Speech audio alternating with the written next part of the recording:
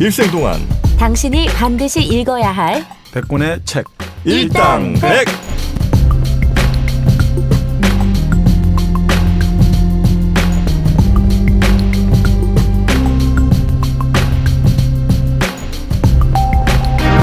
일생 동안 당신이 반드시 읽어야 될 100권의 책 일당백 81번째 시간 2부가 시작됐습니다. 정민이 형, 네. 잘 해결하고 왔습니까? 지사제를 먹어서 괜찮아요. 지사. 아 그래요? 네. 네. 듣는 분들 너무 상상하지 않도록 정민이 잘 좀 부탁드리고요. 건강 유의하세요. 네, 장염이 유행하고 있는데요. 놀랍게도 유행성 장염이 유행하고 있답니다. 자, 이제 존 로크의 네. 정부론, 뭐 번역된 이름은 몇 개가 있는 것 같습니다만 여튼 뭐 대표적으로 그냥 정부론이라고 하죠. 정부론 들어가기 전에 뭐 또 남은 얘기가 살짝 있습니까? 아닙니다. 이제 뭐 정부론 이야기를 바로 들어가죠 뭐. 네. 정부라는 건 뭘까요? 행정부의 약자인가? 그렇게 했죠? 이때는 뭐 거버먼트로 해가지고 네. 근본적으로 저기 통치작용을 지칭한다 이렇게 이해하시면 될 것 같아요. 정부. 네. 정민이는 또 이상한 거 생각했니? 아니 근데 정부가 있고 의회가 있고 보통 이제 입법부, 사법부, 행정부 이렇게. 네, 보통 그러니까 바로 그 상권 분립하는 거는 이제 프랑스 몽테스키에 이쪽에서 나온 거고 본래 그 권력이 분립돼야 된다. 요것들이 먼저 나온 게 바로 로크죠. 로크는 이권 분립이라 했죠. 권력, 정부 권력이라는 것들은 그게 네. 입법권과 집행권, 입법부와 행정부 이렇게 보시면 되겠죠. 그러니까 행정부, 집행권 안에 사법 작용이 들어간다 이렇게 보시면 될 것 같아요. 근데 몽테스키에가 그걸 좀 더 발전시켜 가지고. 사실 왜냐하면 몽테스키오가 판사 출신이거든요. 이게 사법부. 아 그래요? 네. 그런 이야기도 있죠. 약간 사심이 좀 섞였네. 아 판사 출신이에요? 네. 아 그건 몰랐네. 여튼 뭐 그런 삼권 분립 얘기는 이제 몽테스키에가 조금 더 발전시킨 거고 그 전에는 로크가 권력 분립, 이권 분립. 그렇죠. 그러니까 결국 이제 권력이 나눠져야 된다. 나눠져야 이런 것들. 된다. 그러니까 권력은 나눠져야 되는데 왜 나눠져야 되느냐? 네. 그게 이제 결국 사회 계약론에 의해 가지고 사회가 만들어졌고 그래서 사람들이 인민들이 자기가 갖고 있던 그 권한을 양도를 해가지고 만들어진 게 통치의 어떤 본질이기 때문에 그런 것들은 항상 제한돼야 된다. 항상 절대적으로 가면 안 된다. 요게 이제 쭉 다루고 있는 거죠. 이걸 논증하고 있는 건데 결국 여기서 뭐 보면 결국 이 뭐 정부론으로 통일을 해가지고 말씀드리면 우리가 자연 상태에서 인간이 아주 자유롭고 평등했지만 그게 또 자연 상태가 좀 불편한 지점들이 생겨 나온단 말이죠. 네. 욕심하는 인간들이 있고 인간 이성이 또 불완전하기 때문에 그래서 그 인간들이 자기들이 각각 갖고 있는 권리, 뭐 제일 중요한 권리는 자기 스스로 어떤 자기에 대한 공격이나 위협 그리고 손해에 대해 가지고 자기 스스로가 대응을 하고 네. 자기 스스로 재판을 할 권리를 포기했다 이렇게 보거든요. 그 권리를 결국 넘겨줘가지고 만들어진 게 사회고 정부다. 권력이다 이렇게 보시면 될 것 같아요. 근데 그 넘겨주는 계약이라는 게 사실 우리가 계약서를 본 적은 없잖아요. 네. 그럼 뭐 어떤 행위를 통해서 계약을 하는, 예를 들면 뭐 투표 행위를 통해서 계약을 한다든지 뭐 이런 게 있어야 될 텐데 아니면 옛날에 한번 우리 선조들이 계약해놨으니까 우린 그냥 그대로 따라야 된다는 건지. 그렇죠. 그러니까 지금 그래서 여기 책을 보면 이 왕권 신수설에 이제 반박하기 위해서 물론 그것도 있지만 가부장권 있잖아요. 그것도 여기 책에 들어 있습니다. 네. 부모가 자식에 대한 것들 그것도 같이 들어 있거든요. 그러니까 지금 왕권 신수설을 좋아하는 사람들은 한 가정의 아버지처럼 왕도 한 국가의 아버지다. 아버지한테 모두 절대 복종해야 되듯이 그렇게 해야 된다. 이렇게 이제 논리를 전개하고 있는데 똑같이 이제 그걸 끌어들여 가지고 아버지하고 집에는 엄마가 있다. 권력은 한 명에게 들어가 있지 않다. 그리고 아버지의 북군이야말로 하늘에게 부여받았지만 왕은 그렇지 않다는 걸 이제 계속 똑같은 그 용어를 갖고 논리를 갖고 또 반박을 하고 있거든요. 네. 근데 지금 말씀대로 우리가 동의를 했는데 어떻게 동의를 했느냐. 그게 쭉 나와요. 근데 이제 어릴 때는 우리가 부모의 보호를 받지 않습니까? 네. 보호를 받고 그리고 나중에 이제 성장해가지고는 내가 스스로 결정할 수 있다고 보는 거죠.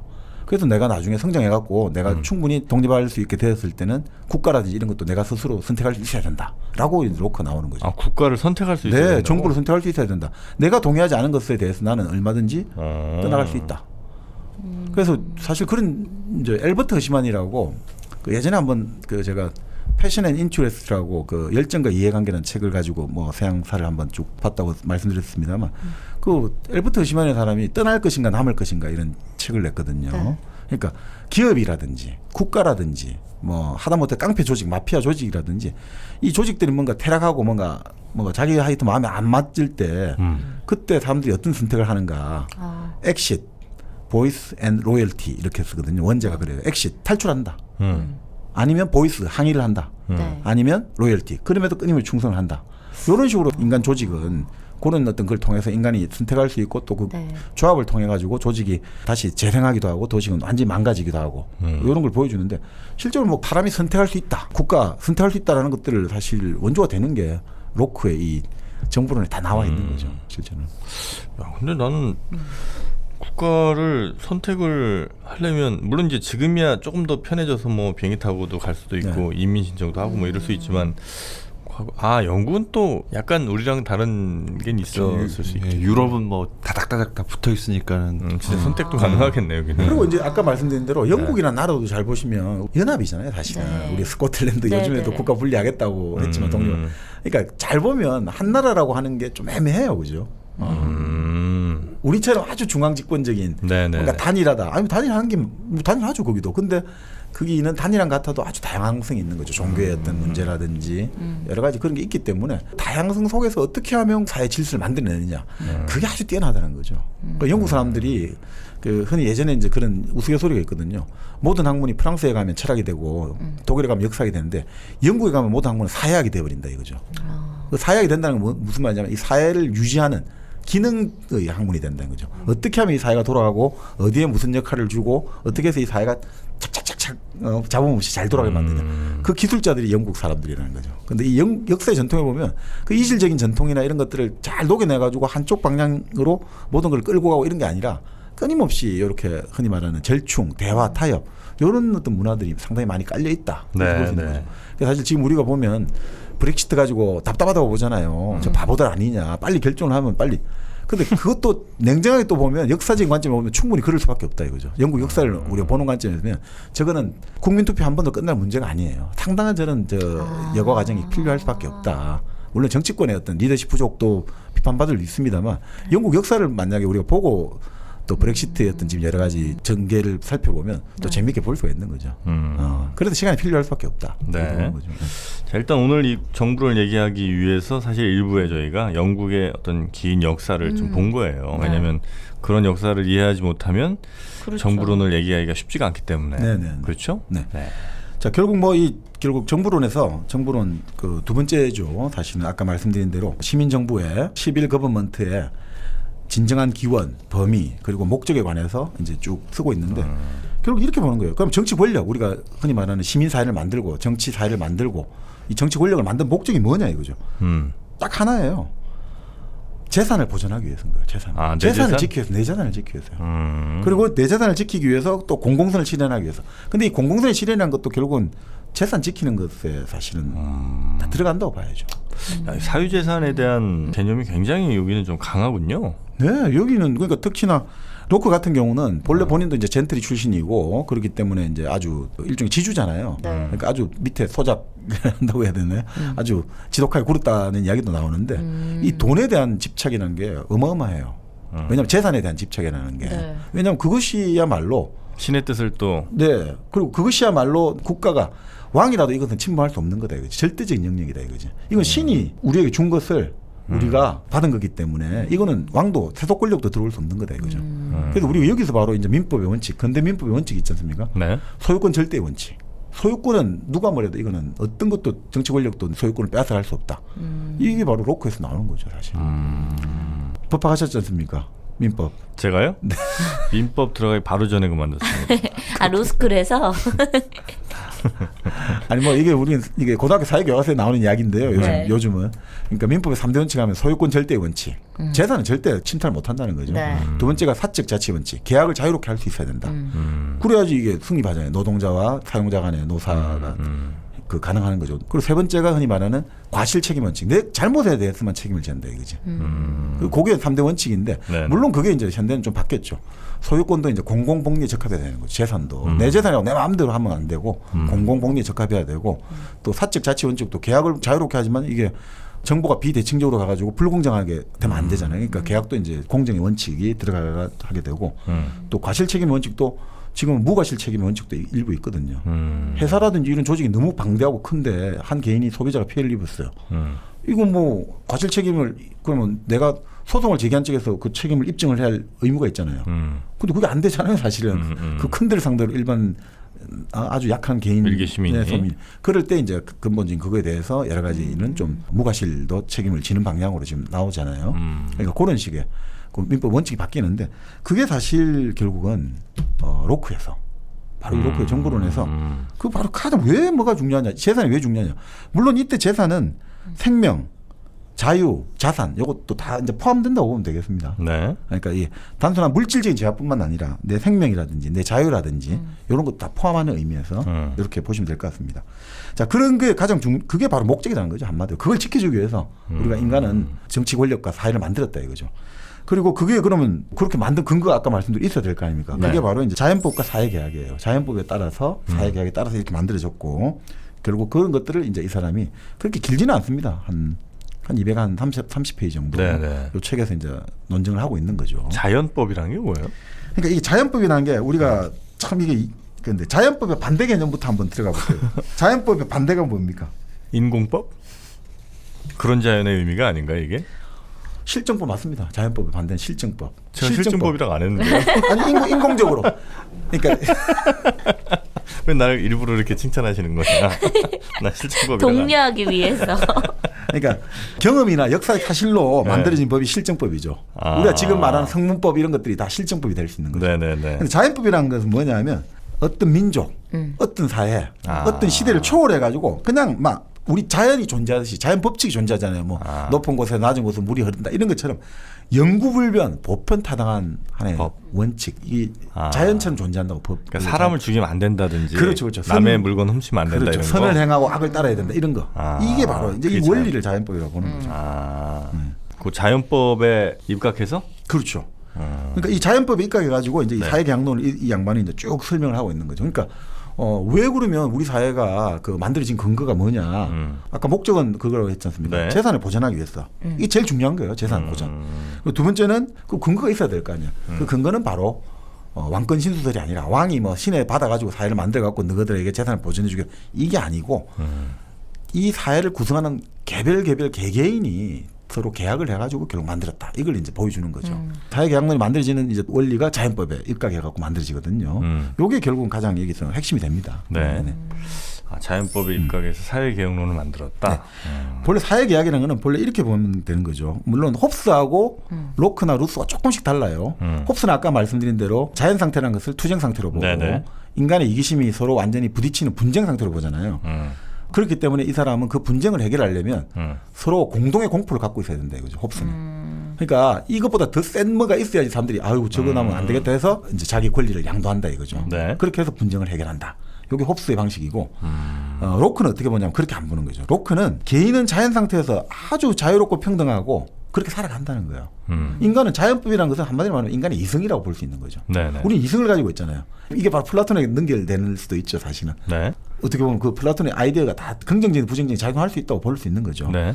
그래서 인간은 바로 이성을 가지고 있는 존재다. 그 이성이야말로 신약에 우리가 받은 거다 이거죠. 그래서 이성을 가진 주체라 이거죠, 주체. 그러니까 주체라는 것은 내가 스스로 뭔가를 할 수 있는 행위를 내가 스스로 자율적으로 결정할 수 있는 거다는 소리잖아요. 그래서 인간은 이 자연 상태에서 내 욕구를 내가 적극적으로 추구할 수 있고 그리고 내 자유를 갖고 있고 또 내가 이성을 갖고 있기 때문에 스스로 자유를 갖고 있다. 자율. 그러니까 그런 존재다 이거죠. 자, 그런데 자연 상태에서는 아까 말씀드린 이런 이성적인 존재가 있지만 아까 말씀드린 대로 이성이 완전할 수는 없잖아요. 네. 좀 더 또 욕심이 많은 사람도 생기잖아요. 또 분쟁이 벌어지는데 누가 실수로 내한테 손해를 입혔어요. 그렇지만 우리가 항상 그런 이야기 하잖아요. 남이 가진 떡이 더 커 보이고 내가 입은 피해는 더 크게 느껴지잖아요. 그러니까 이게 뭔가 공정하게 안 되고 계속해서 부딪히게 될 거잖아요. 그러니까 이 자연 상태에서 우리가 정말 자유롭고 평등하게 계속해서 유지가 될 수 있느냐. 그게 안 될 가능성이 높아지겠죠. 그죠? 자, 그럴 때 혼란에 빠질 수가 있게 되잖아요. 그러면. 그런 의미에서 공정하지도 않을 수도 있고 네. 혼란에 빠질 수도 있잖아요. 그러면 어떻게 되느냐. 이 혼란을 방지하기 위해서는 권리를 상호 동등하게 이 권리를 포기한다든지 아니면 이거를 뭔가에 넘기자.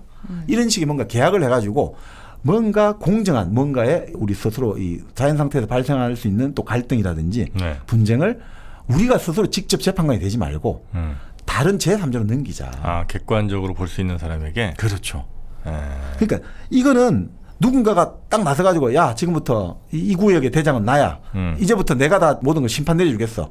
야 요번 건 네가 잘했어. 뭐 네가 못했어. 이렇게 하는 게 아니고 이승의 주체인 개인들이 그렇게 이렇게 하다 보니까 아무래도 내하고 관련되다 보니까 나도 사람인데 그쵸. 아무래도 내 부모와 관련되고 내 자식과 관련되고 아무래도 이 손이 들어줄 수밖에 없잖아요. 그러니까 뭔가 이거를 양도를 하자. 그 양도를 해가지고 그 양도를 해가 그 한계 속에서 우리가 오히려 더 잘 살 수 있지 않겠나. 그래서 만들어진 게 사회라는 거예요. 그러니까 그 로크 얘기는 그게 처음 뭐 정부라든지 뭐 왕이라든지 이런 지배 체계가 생기게 된 기원을 그렇게 해석을 바로 하고 그렇죠. 있다는 거예요. 그게 바로 진정한 기원이라는 게 그거죠. 자 지금부터 다 임금이 신에게 받았으니까 이거는 전부 다 내 거야. 생명도 내 거고 재산도 다 내 거야. 내 영토 안에 있는 건 다 내 거야.가 아니라는 거죠. 임금이 만들어지게 된 거는 그러니까 이 사람들이 모아져 가지고 자 이거를 권력을 우리가 좀 더 공정하게 네. 우리를 좀 더 해줄 수 있는 사람한테 이걸 권력을 넘겨주자. 네. 그렇게 만들어진 거거든요. 그래서 그 임금은 뭘 해야 되냐? 공공선을 실현해야 되는 거죠. 공공선이란 뭐냐면 내 개인이나 우리 집안 이런 집단이 아니라 전체 이익, 전체에 이롭게 되는 것을 할 수 있는. 그래서 그거는 임금에게는 이게 주어진 거지. 임금이 애초부터 천부적으로 받은 게 아니라는 거죠. 천부적으로 받은 거는 각 개인이다 이거죠. 그래서 바로 인간이 천부적으로 받은 게 바로 여기서 천부인권이 나오는 거예요. 우리가 자유롭고 평등하고 내 재산권 지키는 거는 이건 천부적인 인권이다 이거죠. 바로 로크에서 이 천부인권 사상이 나오는 거죠. 임금은 천부로 받은 게 아니에요. 왕권신설이 아니라는 거예요. 우리 사람들이 준 거고 네. 모아서 준 거고. 계약을 해서 모아준 거죠.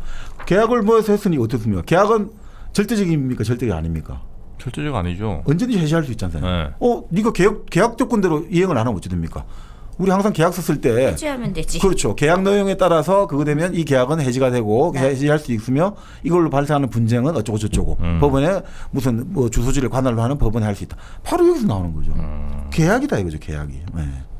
그러니까 이게 결국은 사실은 로크는 아주 합리적으로 만든 거죠. 이렇게 해야지 이 사회가 혼란에 안 빠지고 이 사회가 오히려 인간의 이익을 보장해 준다는 거죠. 네, 전체에게 네, 네. 다. 그러니까 이걸 예를 들어 보면 이런 거죠. 예전에 그 조지 부시 행정부 당시에 상속세를 없애려고 했잖아요. 너무 많이 자기들이 내야 되니까. 내기도 하고 이제 자유로운 기업 활동을 해서 상속세를 내가 돈 번 거를 사회에 쓰면 되는 거지 왜 국가가 나서가지고 그 돈 번 거를 처분을 자기가 할 수 있어야 되잖아요. 원리적으로 자유롭게. 그렇죠. 근데 왜 세금을 내야 돼? 내 자식 주는데 그치. 왜 세금을 내야 되지?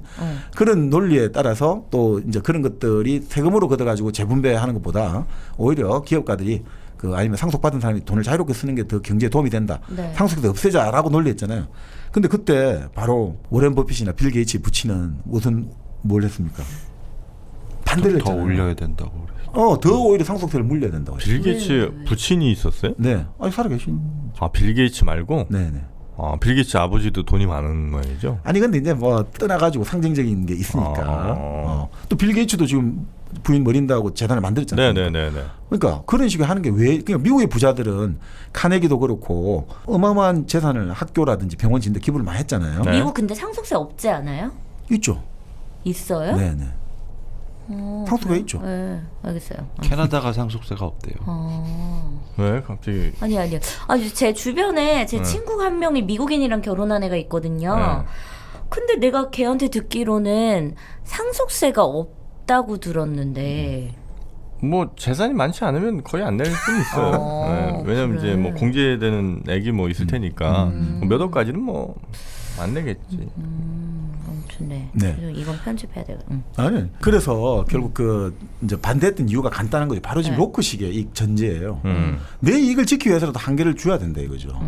어떻게 보면 내 이익을 지키기 위해서라도. 네. 자기 이익을 추구하는 자유를 무제한적으로 하다 보면 혼란만 가중될 거 아니에요. 그럼 오히려 자기 이익을 오히려 침해할 수 있으니까 오히려 테두리를 정하는 게 좋다고 볼 수 있다는 거죠. 그러니까 이 사람들은 오히려 상속세를 더 내겠다. 오히려 그런 식으로 발전하는 거죠. 그러니까 그 정도로 인간의 이성을 갖고 있다고 보는 거죠. 로크가 했을 때만 해도 그러니까 로크가 상정한 인간 주체는 아주 똑똑한 사람들이 상정한 거예요. 네. 적어도 내가 이렇게 하는 게 내가 지금 권리를 양도한 것 같지만 이게 오히려 더 내한테 이익이 된다는 걸 안다는 거죠. 근데 이런 사람들이 대다수는 아닐 가능성이 좀 높을 것 같은데. 그런데 지금 현대는 왜 그러냐? 현대는 바로 대중의 시대가 됐잖아요. 대중은 남을 따라 하잖아요. 우리는 다 대중사회에서 살고 있잖아요. 이 대중에서는 그게 안 되는 거죠. 무조건 우리 아파트 값이 올라가야 되지. 우리 아파트 값 떨어지면 이 정권은 다 무너져야 돼. 이렇게 돼버린단 말이죠. 그게 이게 지금 대중사회의 문제가 되는 네. 거죠. 사실. 그러니까 이 재산에 대한 문제들이 예를 들어 가지고 지금 내 이익을 그래도 그날도 이걸 지키기 위해서는 이 사회가 이렇게 가야 되고 종부세라든지 이런 것들을 해야 되고 이런 개념이 안 되고 왜 내 아파트에 실현되지 않은 이익에 대해서 무조건 과세를 내야 되냐 이거는 공산주의다 이렇게 오히려 색깔론적으로 접근하는 그 자체가 로크가 성장한 이성적 주체가 아니고 대중사에서 그렇죠. 야 남들은 저렇게 올랐는데 왜 나는 안 올라야 돼? 나 억울해 죽겠어. 이렇게 돼버린다는 거죠. 내가 그거 하는 게 아니라 강남은 이렇게 올랐다는데 왜 우리는 안 올라는 거야? 이런 데 된다든지 아니면 강남 사람들은 무조건 다른 데는 관심 없고 우리만 올라야 돼. 이런 것들 자체가 사실은 이 대중의 어떤 속성들이 이런 것들이 결국 부라는 것도 공동체가 있어야 내 부가 인정을 받고 존재하는 거잖아요. 내 사회가 망가져버리면 내 부를 어디서 평가를 받고 그 보장을 받습니까? 그러니까 마지막 로크가 말했던 것은 그런 이야기를 좀 하고 있는 것 같아요. 네. 그래서 개인의 이익을 자기 추구하기 위해서도 일정한 권리를 양도를 해놔야지 이 사회가 돌아갈 수 있고 그래야 내 부가 내 욕망을 추구할 수 있다. 이 지점에서 근데 그 전전이 이성적 주체가 돼야 되는 거죠. 여러분은 지금 정박, 정민영, 정프로 그리고 마돈이 함께하는 일당백을 듣고 계십니다. 자 결국 뭐 요게 이제 크게 이제 우리가 보면 대강 요 내용이고요. 네. 이제 자세히 보면 이제 로크가 이제 아까 말씀드린 자연법, 사회계약설이 이제 쭉 나오는 거죠. 가장 중요한 거는 이 사람은 제일 중요한 천부적인 인권의 권리를 이렇게 봐요. 생명권, 자유권, 재산권. 생명권, 자유권, 재산권. 네. 이 군주가 생명에 대한 처분을 가진다. 이거는 그럴 수가 없다 이거죠. 생명은 신에게 우리가 받은 거기 때문에 자기 자신도 자기 생명을 함부로 할 수 없다는 거죠. 그러니까 로크에 따르면 자기 자신이 자기 자신의 목숨을 스스로 끊으면 안 된다는 거죠. 왜냐하면 그건 신에게 받았기 때문에 내 스스로가 결정할 수 없다는 거죠. 근데 하물며 군주 따위가 내 생명을 함부로 박탈한다. 있을 수 없는 일이에요. 그게 이제 약간 신을 이용한 거군요. 그렇죠. 그런 식으로 나오는 거죠. 하나님이 주신 건데 어떻게 감히 왕이 왕 따위가 이렇게 돼버리는 거예요. 그러니까 이게 아까 지금 말씀드린 그런 식으로 계속 이용하는 거예요. 그러니까 요거는 이제 반박하기가 조금 상대편에서 좀 애매하게. 그렇지. 또 마찬가지로 재산 되는 거죠. 재산도 어떻게 하냐면 신이 또 신이야? 네. 신이 결국은 준 거잖아요. 축복을 줬다 이거죠. 인간에게 이 땅의 주인이 되라. 땅을 정복하라고 뭐 성경에 나오잖아요. 그것도 이용하는 거예요. 그 땅을 정복하지 않으면 그 버려진 거하고 똑같다라고 로크가 말을 해요. 그래서 땅을 이용을 하는데 이것이 인간이 이제 사회를 만들었을 때 이 재산은 다 공유되어 있다는 거죠. 땅도 공유제라고 보는 거예요. 땅이라든지 이 모든 것들이 공유하고 돼 있는 거죠. 근데 공유가 돼 있는데 예를 들어 공유된 건데 내가 저 나무에 열매가 열렸어요. 열매를 따먹는데 자 이건 공유니까 자 이 사람한테 가서 이 열매를 내가 먹어도 되겠습니까? 이렇게 할 수는 없잖아요. 그럼 어떨 때 할 때 이게 내 재산이 되느냐? 내 노동이 들어갔을 때 내가 따먹는다는 노동이 들어갈 때 내 따먹게 그럴 때 이거는 내 재산이 된다는 거죠. 자 그러니까 지금 내가 갖고 있는 재산 내가 이제 이 땅을 개간했잖아요. 농사를 지어가 개간을 했다. 이 버려진 땅을 개간해가 농사를 지었다. 아니면 이 집이 텅 비어 있었는데 이 황무지를 내가 집을 지었다. 이건 내 노동이 들어갔죠. 이거는 임금도 건드릴 수 없는 거죠. 그러니까 이건 하나님이 준 거기 때문에 내 하나님의 재산을 공유를 해가지고 나의 노동으로 갖고 간 거는 하나님이 나의 것으로 하라 했다. 그러니 이것은 임금도 건드릴 수 없다고 되는 거죠. 또 마찬가지로 그렇게.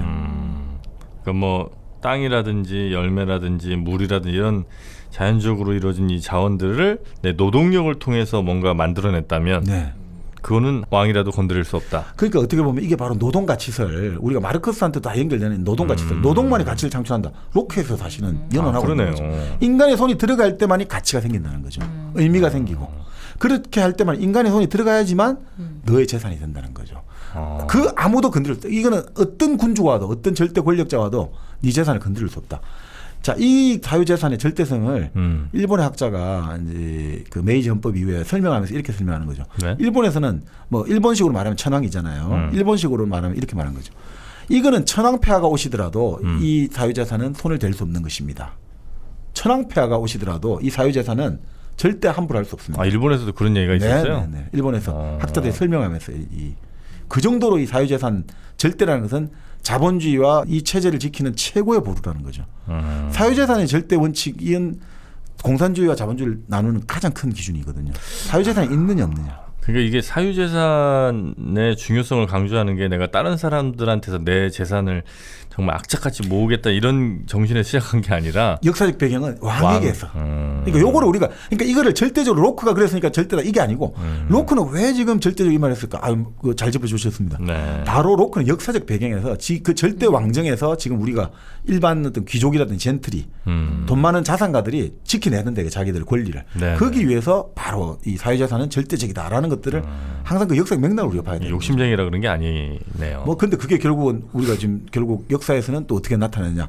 봐라 사유재산 내 마음대로 만들어 했으니까 우리는 막 무제한적으로 축적을 해도 괜찮다 이렇게 가버린 거죠. 애초에 로크가 재산을 이렇게 설정한 거예요. 사람들은 분명히 이렇게 자유를 줘도 괜찮다고 본 거예요. 재산 축적이 아무리 화폐가 나왔지만 화폐가 일단 나오면 어떻게 됩니까? 재산을 축적할 수 있죠. 지금까지 아무리 농사를 지어놓고 과일을 축적해도 썩어버리면 안 되잖아요. 근데 화폐는 썩지가 않잖아요. 네. 아무리 해도 쌓아놓을 수 있잖아요.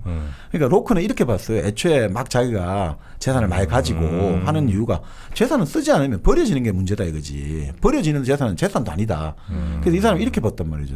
자, 인간은 기본적으로 그 하나님의 내려주신 공유 재산을 받아가지고 노동을 통해서 재산을 만들었다. 그리고 그 재산에서 인간의 원칙은 3가지가 있다 이거죠. 첫 번째는 남이 향유할 만큼 남겨놓는다. 남이 좀 그러니까 과일을 있다고 내가 다 안 따먹고 또 내만 먹었나 갑돌이도 따먹고 갑순이 따먹게 난 좀 남겨줘야지. 우리 예전에 까치도 따먹으러 남겨주는데 네. 사람이 따먹으러 남겨줘야지. 두 번째 전제는 썩어서 내버리면 안 된다 이거죠. 집에 막 욕심부려 물건 쌓아놨는데 썩어서 내버리면 되냐. 그리고 세 번째는 반드시 자기 노동이 들어간 것만 자기 재산이다. 이렇게 원칙이 있는데 그게 다 깨져버렸죠. 왜냐하면 화폐가 나오니까 첫 번째 두 번째 원칙. 돈 있으니까 남한테 줍니까. 그냥 야 있을 때 한 푼이나 모아가지고 집에 그냥 저금을 해놓든지 집에 쌓아놔. 그렇게 돼버리고 금은 모아도 화폐잖아요. 쌓아놓고. 두 번째는 썩어내버리는 위험이 사라져버렸잖아. 그렇죠. 더 많이 내 먹을 거 남지만 이걸 팔아가지고 나는 또 다른 물건으로 바꿔온다든지 네. 화폐를 가지고 하면 되니까. 그리고 세 번째도 내 노동이 들어간 것만 재산이라고 인정했는데 우리가 임금 노동자잖아요. 예를 들어 월급장애들은 내 노동 들어가가지고 내가 삼성 전자를 다니면서 휴대폰을 만들었어요. 근데 내 거가 됩니까 휴대폰이? 그치. 아니 내가 만들었는데 내 거잖아요.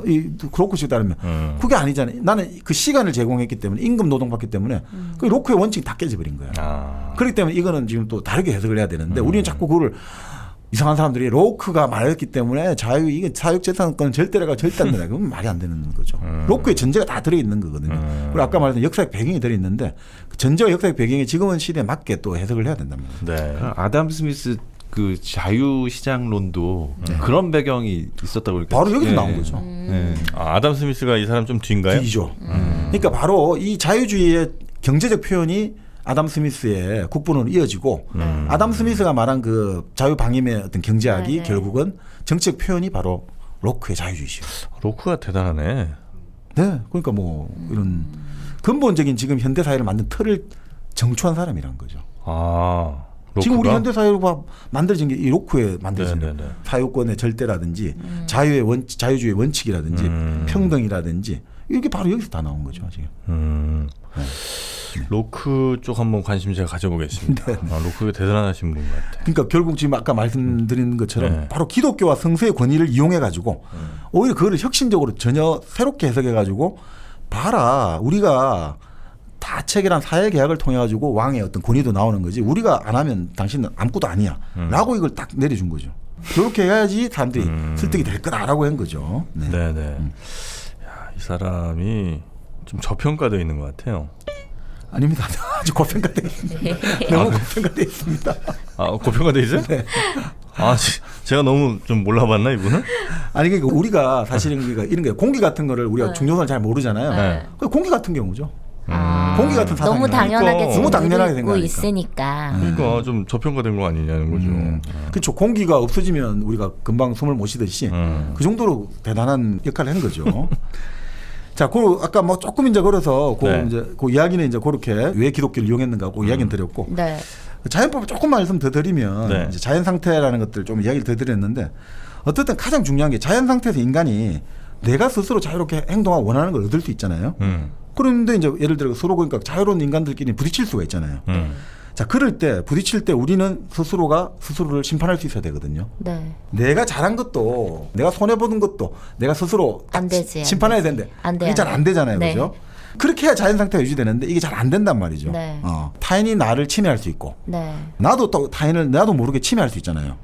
그러니까 이런 공정성을 기대하기 힘들고 그래서 결국 가장 중요한 게 이렇게 되다 보면 이제 로크의 말입니다. 아까 말한 만인 대 만인의 투쟁 상태 홉스하고 또 조금 다른데 그래서 자연 상태라는 게 상당히 불안정하고 불편하다 이거죠. 로크에 따르면 아무리 우리가 이성적 주체적 행동하더라도 여러 가지 지금 말씀드린 이성의 불안전성이라든지 공정성의 문제 때문에 아주 좀 불안정한 상태가 될 수 있다. 이 불안정한 상태는 어떻게 되냐? 잘못하면 전쟁 상태로 돌입할 수 있다는 거죠. 로크에 따르면 전쟁 상태는 뭐냐면 이 사람이 나를 공격하려고 하고 내가 갖고 있는 재산을 빼앗으려고 그러고 또 나를 지금 파괴시키려고 한다. 요게 전쟁 상태로 돌입하기가 아주 쉽다 이거죠. 네. 이 인간이라는 게 네. 자연 상태가 이렇게 가면 좋은데 가지고 있는 근본적인 한계로 인해 가지고 불안정하고 그래서 결국 그건 전쟁 상태로 돌아가기 쉽다. 그래서 인간들이 제일 또 문제가 아까 말씀드린 대로 뭔가 공통의 어떤 계약이나 동의를 얻어가 법률이라든지 재판관이라든지 그리고 그 재판에 따라 가지고 집행할 수 있는 이런 권력이 없기 때문에 갈수록 모두가 보안관이고 재판관이 되는 거죠. 나도 재판관, 너도 재판관. 만인이 다 재판관이 되고 있다 이거죠. 지금 이 자연 상태라는 것들이. 네. 자, 그럴 때 어떻게 되느냐? 결론적으로 우리 생명이라든지 안전이라는 재산을 지키기에 좀 불편한 상태다 이거지. 그래서 인간들이 어떻게 했느냐? 바로 전쟁 상태로 치달을 수 있는 이 위험을 방지하기 위해 가지고 우리는 어떻게 하느냐? 결국 사회를 만들었다 이렇게 보는 거죠. 사회를 만들었다. 우리 이 가장 중요한 이 전쟁 상태가 돼버리면 제일 중요한 게 뭐죠? 죽으니까 생명이 죽어가는 거죠. 네네네. 생명은 회복이 안 되기 때문에 그렇기 때문에 그거를 방지하기 위해 가지고 우리는 이제 그 위험에 벗어나기 위해서 내 인신과 내 재산을 안전하게 보존할 수 있는 방안을 강구하게 됐고 그래서 사회계약을 체결해 가지고 국가 권력을 만들었다는 거죠. 네. 정부를 만들었다는 거죠. 네. 그런데 그 정부를 만들었는데 전제가 있습니다. 항상 전제는 우리 개인이 양도한 권력은 아주 제한적이고 일시적이다 이거죠. 아. 제한적이고 일시적이다. 네네. 영구한 게 아니다 이거죠. 네. 영구한 게 아니고 무한한 게 아니라는 거죠. 너 마음대로 내가 넘겼다 해서 이게 한 번 넘겨줬으니까 끝 이게 아니다 이거죠. 언제든지 계약은 체결할 수 있고 네. 내가 가지고 올 수 있다. 왜냐하면 국가가 그러면 이 힘을 가지고 어마어마한 힘을 가지게 되겠죠. 그렇죠. 그거를 홉스는 리바이어든이라고 불렀잖아요. 괴물이다 이거죠. 네네. 지상에 어떤 것도 상대할 수 있는 괴물이 돼버리니까 그러면 오히려 우리가 우리를 지키기 위해서 내 생명과 재산을 지키기 위해서 권력을 양도했는데 그것들이 오히려 잡아먹으니까. 나를 죽일 수 있죠. 내 재산을 뺏어가고 내 생명을 뺏어가잖아요. 네. 우리 대표적으로 우리가 생명을 지키고 더 행복하게 살기 위해서 우리가 법을 만들고 지금 대한민국에 살고 있잖아요. 그런데 네. 헌법에서 만약에 예전에 군사 독재 시즌 때 하루아침에 유신헌법이 바뀌어졌어요. 그 유신헌법이 어떻게 됩니까? 최고 권력자가 무조건 비상조치를 발동할 수 있는 거예요. 영장도 필요 없이 사람을 잡아가둘 수 있다. 비상조치로 다 이렇게 만들어놨어요. 그러면 나는 나를 지키기 위한 게 어떻게 되면 내 재산과 내 생명이 일신이 안전이 위협받을 수 있잖아요. 네. 그러기 때문에 항상 제한돼야 된다는 거죠. 항상 제한돼야 된다. 국가 권력은 국가 권력은 항상 제한된다 이거죠. 왜냐하면 국가 권력이 그래 힘이 많으니까 뭘 하고 싶습니다. 힘이 세지면 전쟁하고 싶잖아요. 네. 그럼 전쟁하면 나는 전쟁에서 국가가 국민은 뭐 나이 몇 세까지는 예비군으로 있다가 전쟁 가야 되고 나머지는 제2국민력 가야 되고 이렇게 전쟁하면 내가 죽을 수 있죠. 네. 난 살려고 이제 이 사회에 들어갔는데 내가 죽을 수 있으면 어떻게 됩니까? 그러니까 이 국가 권력을 헌법이나 이런 걸 항상 감시를 하고 항상 해서 이게 내 족쇄가 안 되도록 나를 보호하는 울타리고 나를 지켜주는 방패막이 돼야 되는데 오히려 나를 올가면은 쇠사슬이 안 되도록 우리는 항상 조심해야 된다는 거죠.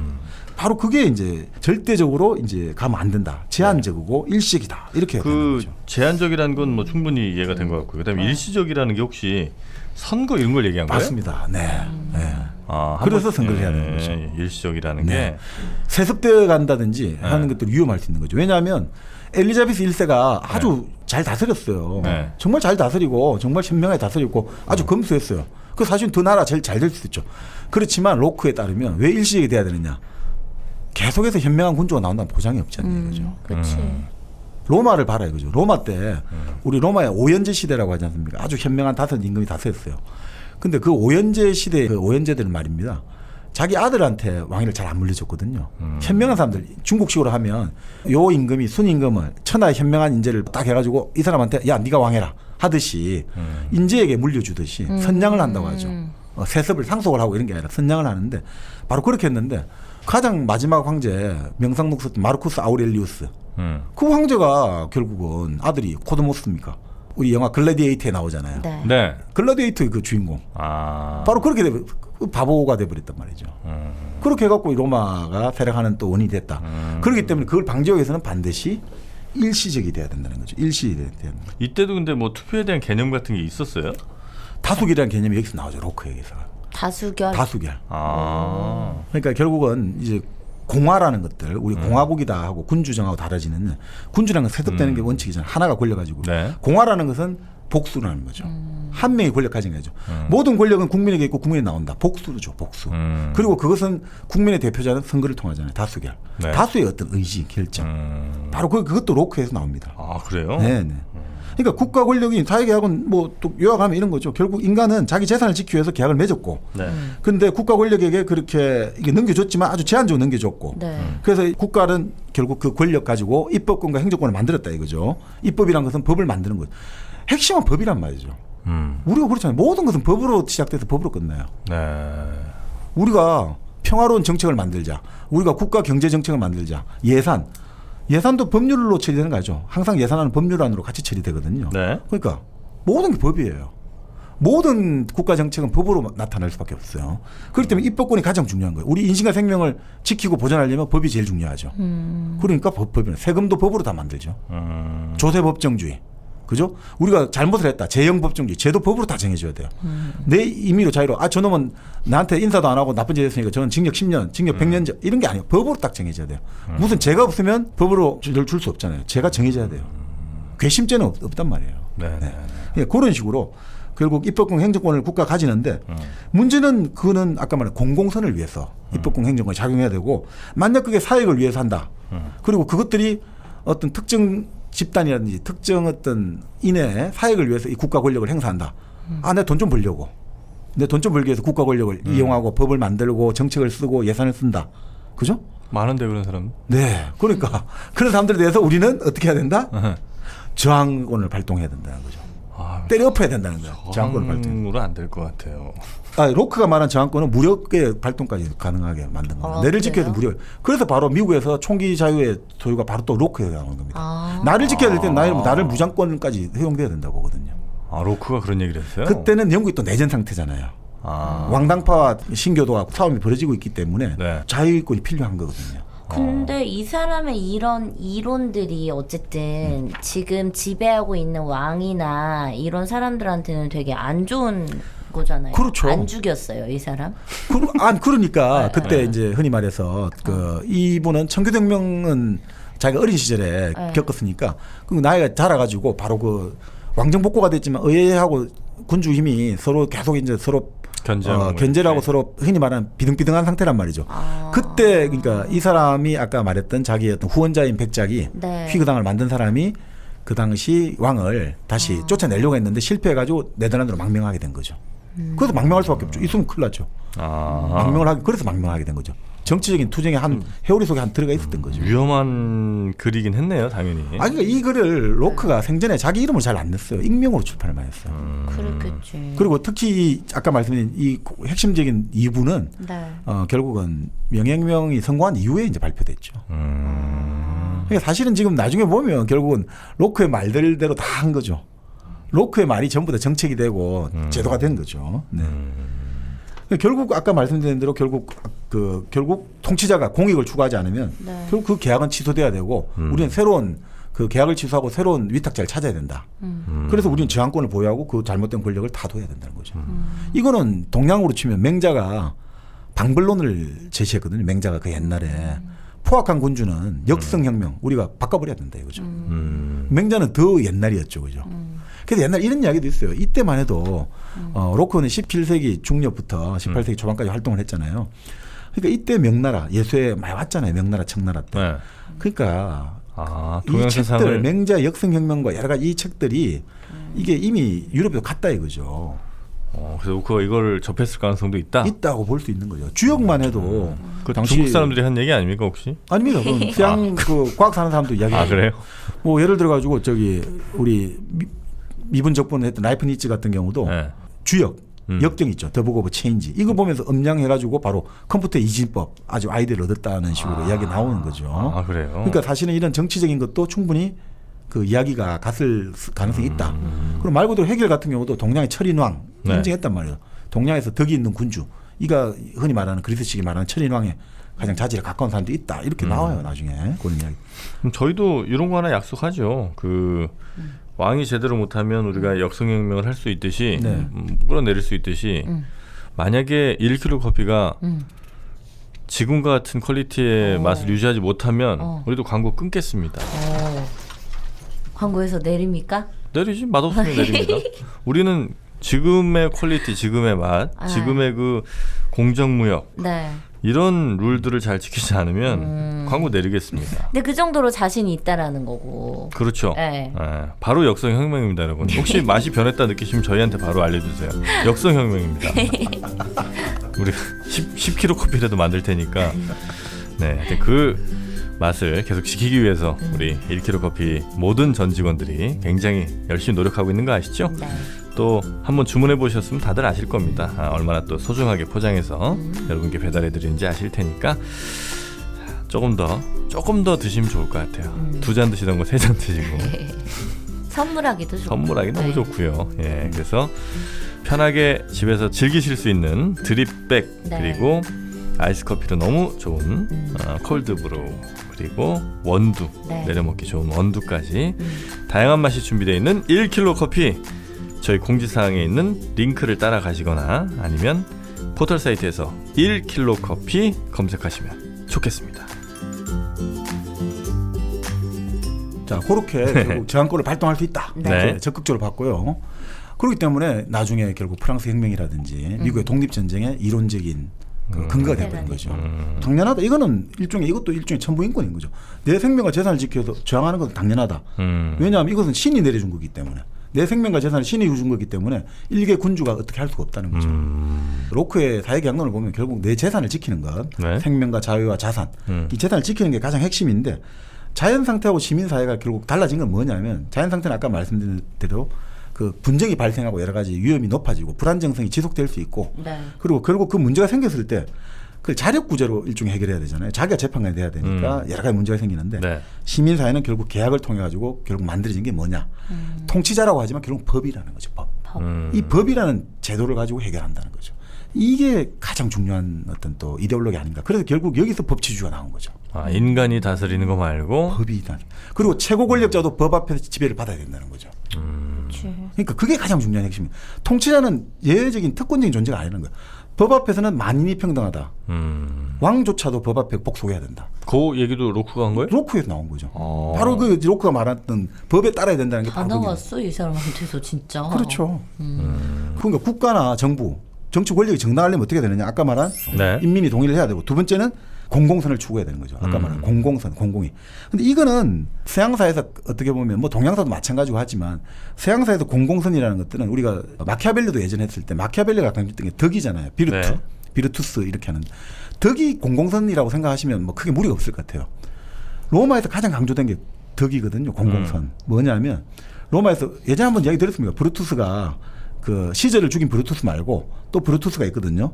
로마를 공화정으로 만든 사람인데 이 사람은 공화정 만들어 놓아서 자기 아들이 다시 왕정으로 쿠데타를 꾸몄단 말이죠. 네네. 아들이 잡혔어요. 업무가 발각됐어요. 네. 그래서 사람들이 좀 봐주라고 하잖아요. 아유, 너가 아들이니까 그냥 추방 정도 하자. 안 된다고. 법을 따라야 된다. 저놈 처형시켜야 된다. 그래서 처형되고 나서 자기 아들 시체가 들어오는 거죠. 자기 집안으로. 장례를 지어야 되니까. 근데도 꿋꿋한 거예요. 외면하고. 자기 부인과 자기 가족들은 울고불고 하는데 꿋꿋한 거예요. 왜냐하면 이 로마를 지키기 위해서 나는 내 아들을 죽일 수밖에 없었다. 그리고 예전에 한번 말했지만 호라티우스의 맹세해가지고 로마와 이걸 위해서 네. 이쪽 옆 도시들끼리 이제 3대3으로 싸움을 붙어갖고 승패를 결정하는데 길거리 농구도 아니고 3대3으로 3으로부터 아니 우리 다윗과 골리앗처럼 야 우리 어차피 이렇게 많이 해가 죽고 죽이는 것보다 1대1 대표 선수 나와가지고 싸움해가지고 이기고 진 걸로 하자. 네. 합리적이잖아요. 리저너블 하죠. 그쵸. 그러니까 그런 식으로 했는데 그 전통이 있어 했는데 그 이제 호라티우스의 아들들이 이기고 돌아왔어요. 네. 근데 문제는 그 호라티우스의 아들들이 죽인 사람이 바로 일종의 호라티우스 딸의 사랑하는 애인이었단 말이죠. 그러니까 딸이 얼마나 열받겠어요. 오빠가 살아 돌아왔지만 자기 애인이 죽여버렸잖아. 죽인 사람이 자기 오빠야. 그러니까 일종의 환영을 안 하고 약간 뭐 저주까지는 아니지만 하여튼 그렇게 하니까 호라티우스와 호라티우스의 아들들이 죽여버리잖아요. 딸을. 너는 지금 우리 개인에 대한 게 아니라 이 로마라든지 우리 공동체의 이익을 위해서 개선 장군으로 돌아온 오빠에 대해서 그렇게 저주를 했다는 것은 이 로마를 배신한 거다. 그러니까 넌 죽어야 돼. 이런 정도로 공공에 대한 게 강한 거예요. 그러니까 이 공공을 사역을 이용한다?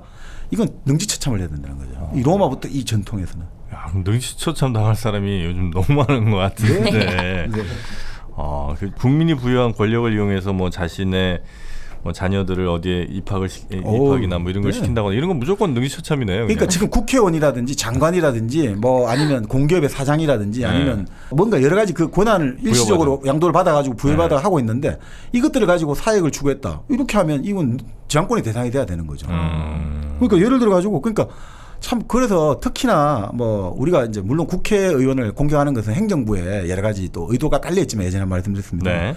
근데 입법권에 조심할 수밖에 없어요. 왜냐하면 로크에 따르면 가장 중요한 게 입법이거든요. 왜냐하면 그 민의의 전당이잖아요. 사람을 대표해서 했기 때문에 선거를 통해서 했기 때문에 이건 너무너무 중요한 자리란 말이죠. 그렇기 때문에 이 사람들이 모든 문제 해결의 주체가 돼야 되는 거예요. 그래서 헌법재판소 이런 데 가면 안 된다는 거예요. 국회가 모든 문제를 해결해야 돼요. 그런데 국회의원들이 자기들끼리 싸움하고 법원에 고소하고 고발하고 이거 자체가 코미디라는 거예요. 이 있을 수가 없는 일이라는 거죠. 선출 권력이 어떻게 임명 권력한테 가서 자기 심판을 받냐 이거죠. 제가 한번 말씀드렸습니다만 영국에서는 대법원이 몇 년 전에 만들어졌다 했잖아요.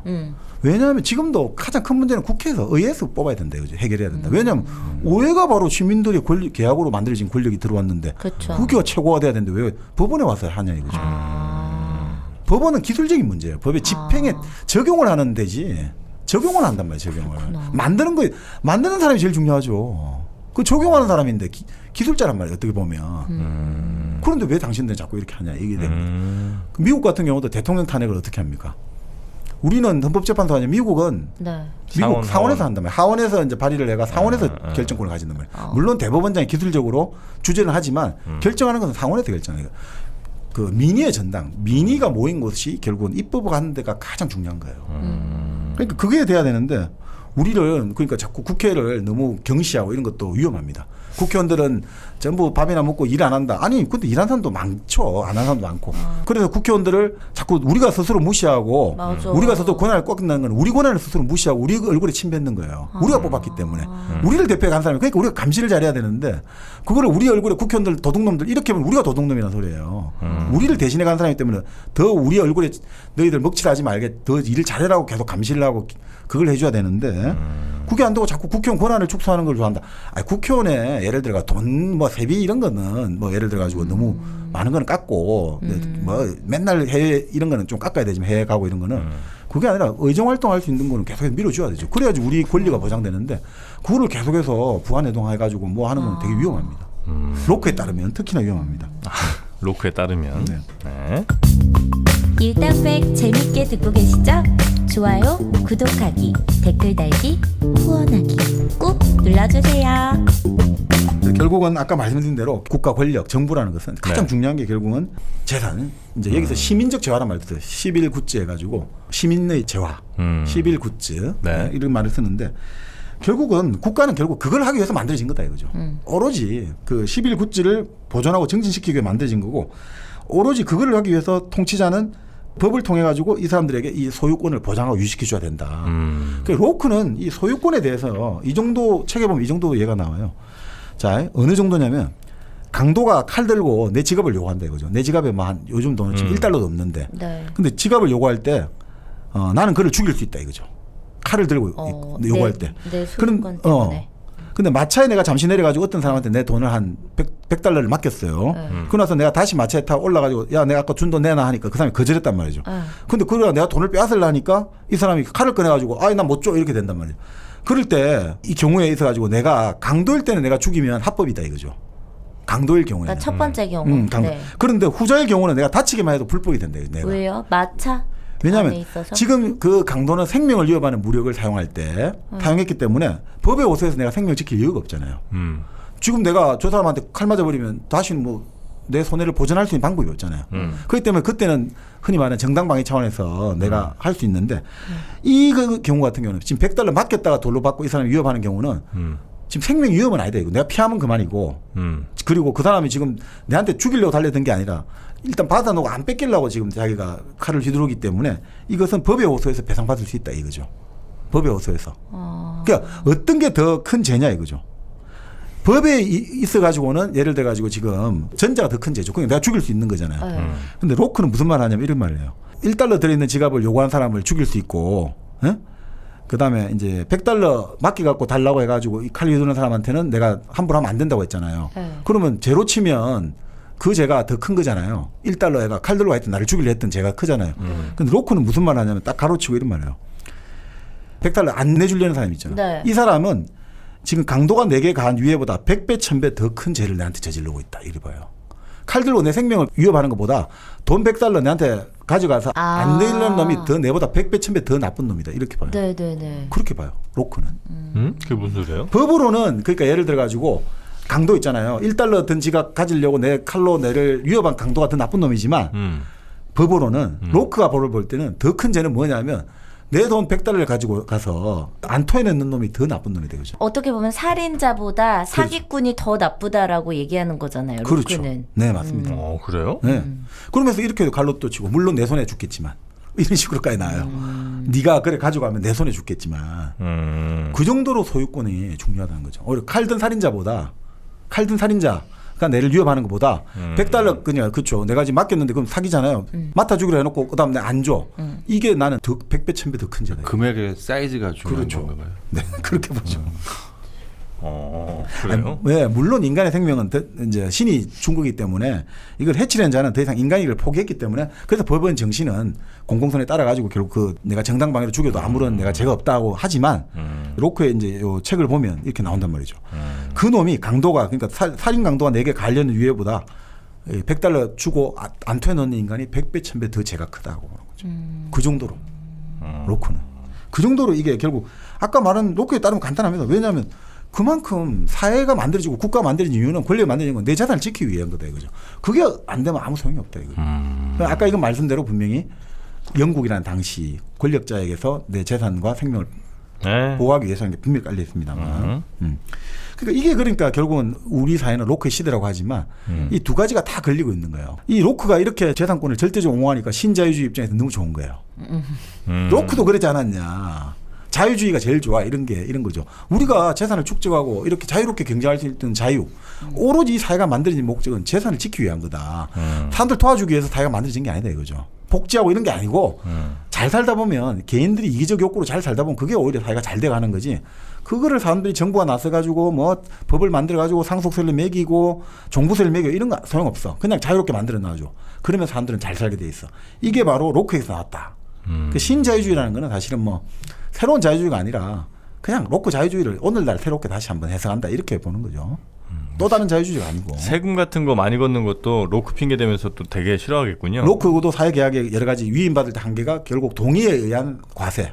우리가 아까 여러 가지 권리장전도 그랬지만 그게 방점을 두고 있죠. 동의를 해야 된다. 반드시 세금을 내는 사람이. 예, 그렇게 나오죠.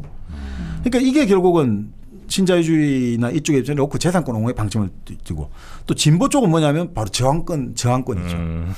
결국은 지금 내가 사람이 아니 그러면 뭐 재산에 분명히 뭐가 들어가느냐. 자유, 생명, 자산이 들어가지 않냐 재산에. 내 자유와 생명이 위협받고 있다. 그렇잖아요. 지금 이런 어떤 양극화 사회 속 1대 99의 사회 속에서 그래서 우리가 월스트리트를 점령하라. 이 운동도 로크에 따르면 당연한 저항권을 발표하는 거죠. 아니 나는 이 사회를 이런 식으로 동의한 적 없다.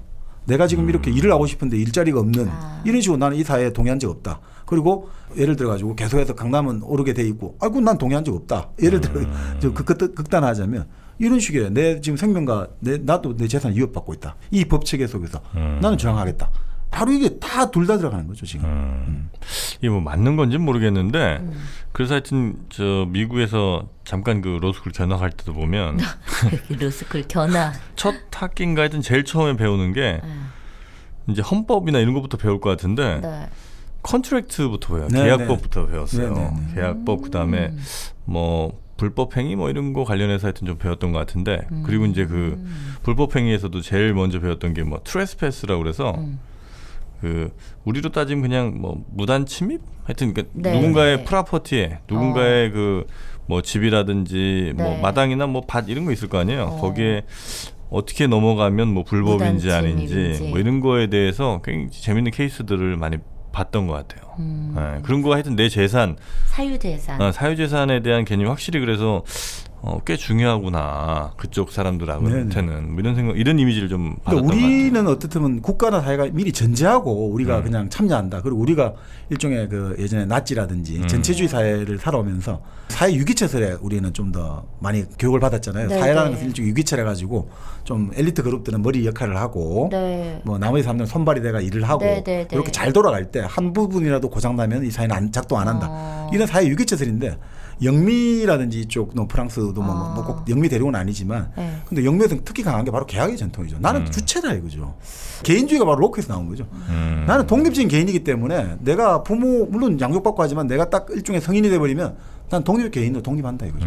그렇기 때문에 내가 중요하다는 거예요. 내가 계약의 당사자는 나다 이거죠. 주체라는 것은 뭡니까? 우리가 뭐냐면 계약을 할 때 법적 용어로 계약을 할 수 있는 계약 행위를 할 수 있는 행위 능력자거든요. 바로 그렇기 때문에 제일 중요한 것은 지금 말씀 일리가 있습니다. 네, 그렇기 네. 때문에 법을 배울 때 가장 중요한 것은 계약부터 배워야 돼요. 네네. 근데 이게 그래서 진짜 교육이 중요한 것 같은 게 저 얼핏 기억이 나는 게 그냥 저 어렸을 때 초등학교 때만 해도 그냥 우리는 사회를 구성하는 그 약간 부품? 이런 식의 교육을 맞아. 받았던 것 같아서 이게 계속 저의 그냥 뇌리에 박혀 있어서 이게 뭐 앞으로 정치라든지 선거 뭐 이런 거에도 약간 수동적이 되는 게 어찌 보면 어렸을 때부터 받았던 그런 교육이나 좀 이런 게 작용하지 않았을까라는 생각을 해요. 그래서 우리 사회의 일부분이야. 예. 너가 잘해야 사회가 같이 잘 돌아가는 거야. 네. 이런 얘기를 많이 듣긴 했죠. 그렇죠. 전체주의죠. 이게 좀 전체주의적 사고구나. 전체주의의 가장 큰 맹점은 전체를 위한다고 하면서 실질적으로는 소수의 이익에만 공부하게 되는 거죠. 네, 네. 좀 말은 전체인데 실제로는 소수의 계급만 딱 과실을 다 따먹는다는 그쵸. 거죠. 네.